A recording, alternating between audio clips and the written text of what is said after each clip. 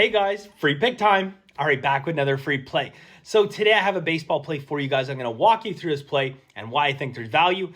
We are looking for a bounce back day, guys, after an ugly day yesterday, top to bottom. Now, I did a full recap video about everything to do with yesterday, and it being a 10-minute long video. So I talked about all the games yesterday, free picks, masterclass, consensus group. Above and beyond that, I talked about a major misconception among sportsbooks. People message me all the time and say, well, Bender, you're in Canada. You can bet with Pinnacle.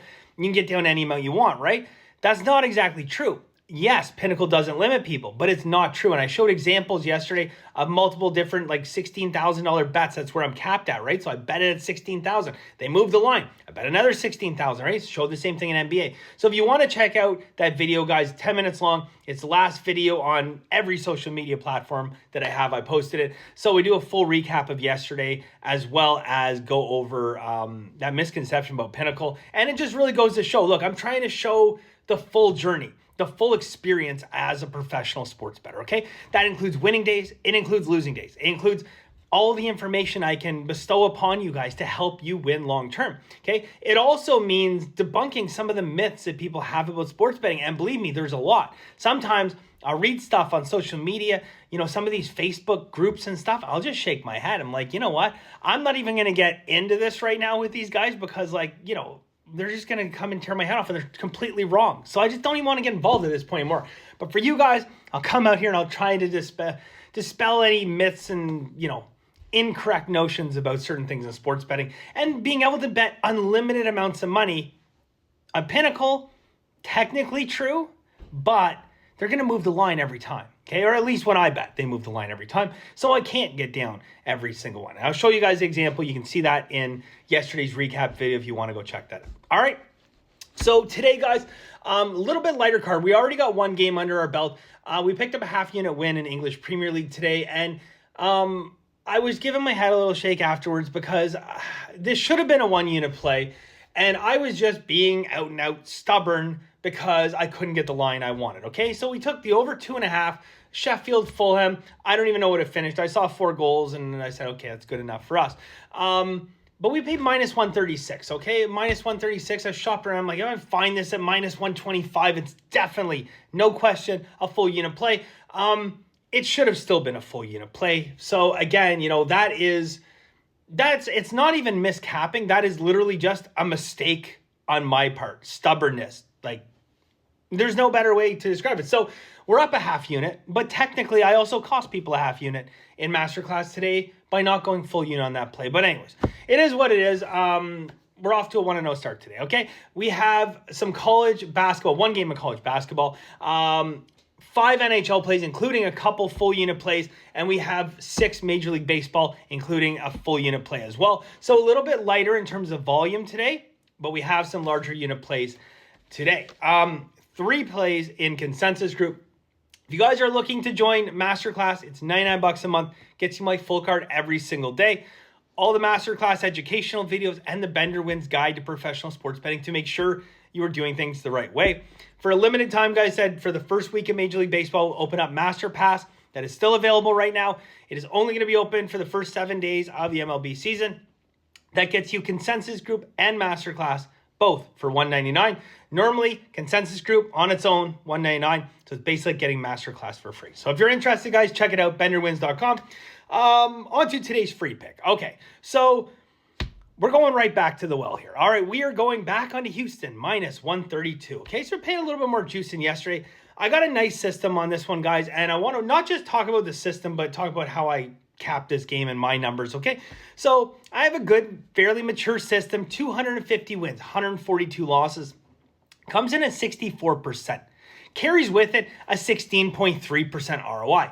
Now, when you're talking about systems, it is very important when you're talking about percentages to include that ROI.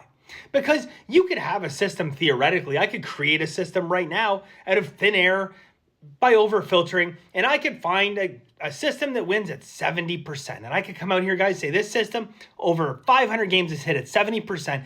And someone asked me, well, Bender, what's the ROI on that system? I'll say minus 4%. Because maybe I'm just focusing on minus 500 favorites, right? I could find that system, I can make it. So the important number and the language that professionals speak is ROI. You will never have 2 professional sports bettors come together and talk about winning percentages. It's not the language we speak. Why? Because winning percentages can be deceiving. As I said, you could have a guy hitting 70% and he's losing money because he's betting massive, massive favorites. You could have another guy come out and he would say, hey, I'm hitting 45% on the year. And everyone kind of looks at themselves and laughs like, hey, this guy's a real stud, right? 45%. This guy's betting 200 plus 250 dogs. He's crushing it, okay? The number that tells the story is ROI. And it's disappointing to me that this is not a number that has kind of infiltrated its way into the public vocabulary and the public mind, because this is the true story. This is the number that should be talked about, which is ROI, okay? Not winning percentages, ROI.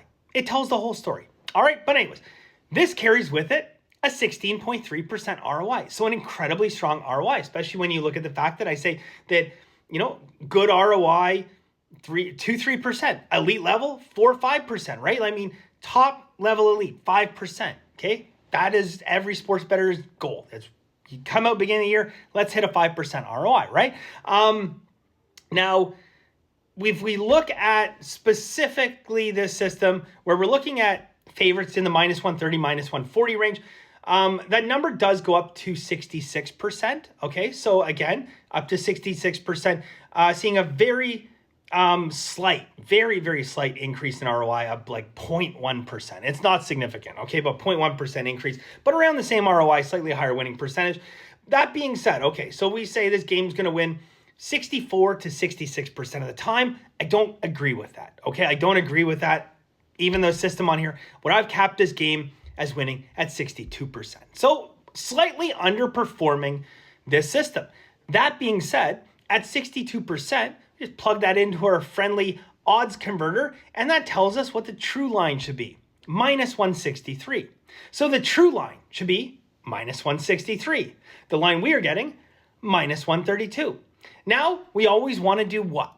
Anyone remember? The last step in sports betting and capping in games, give yourself a 3% MOE, or margin of error, okay? At this point in my career, I'm most definitely not off 3% on games, okay? Very rarely. I mean, if I have a complete swing and a miss, maybe.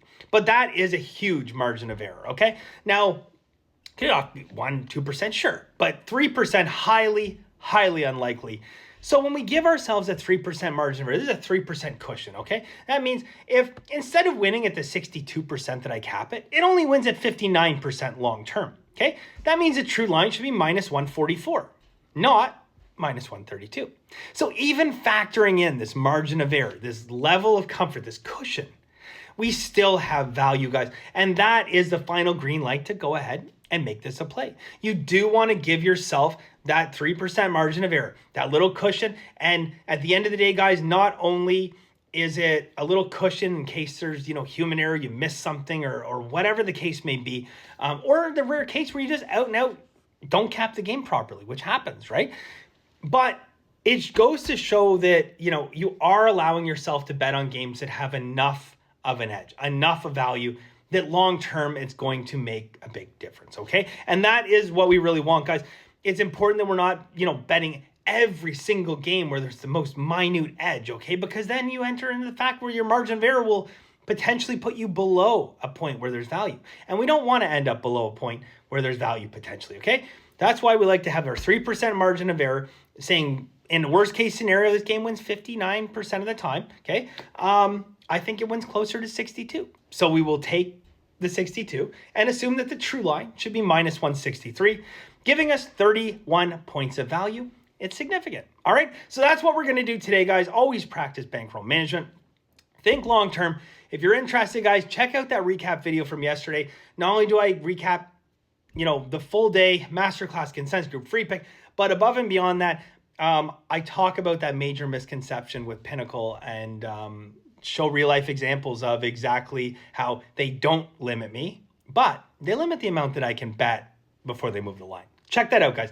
BenderWins.com for the full card. I wish you guys the best of luck, and we'll see you soon.